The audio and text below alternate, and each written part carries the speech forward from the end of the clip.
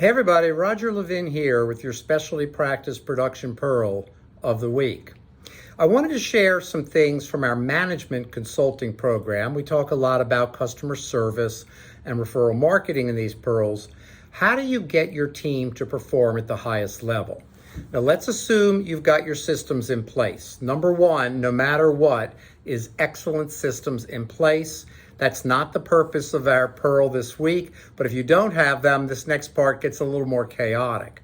But if you have systems in place and your team is committed to following the systems, because your success in specialty practice will be directly proportional to only two things: the number of referrals and the quality of your operational systems. So we focus very heavily in management consulting on operational systems. And here's something you can do within that to really spur your team forward. Number one, every team member should have three major goals they're responsible for that year. These are the three goals. Some people might share goals, but the team has three goals, and they're posted in the staff room.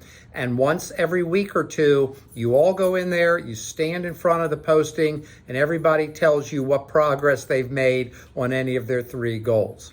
Secondly, three targets, three measurements per staff person. Stop managing and start measuring. So we want three measurements per staff person as part of this process.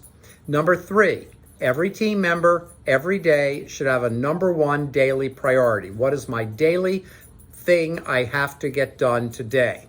Number four, checklist everything. About 15 years ago, we had great systems to teach, but then we added this concept of checklists that I learned about from Dr. Atul Gawande, author of the Checklist Manifesto. And checklists keep your team from making mistakes, and it keeps your team from skipping steps. And lastly, every 6 months, you should have a one-on-one conversation. It can be a doctor, it can be an office manager. Emphasis on the word conversation with each team member. And you focus on 4 key questions. It's not a performance review. Your staff hates performance reviews. I hate the idea of performance reviews. You talk, the first question, what's gone well the last 6 months? Second question, what could go better? Third question, how can we improve the practice? Fourth question, if you're a level 5 leader with humility, as Jim Collins talks about in his book, Good to Great, asking the person, how can I be better? Tell me how I can be better in my job as a leader for the practice. And be open to hearing it, because we all want to improve. It's not criticism, it's opportunity.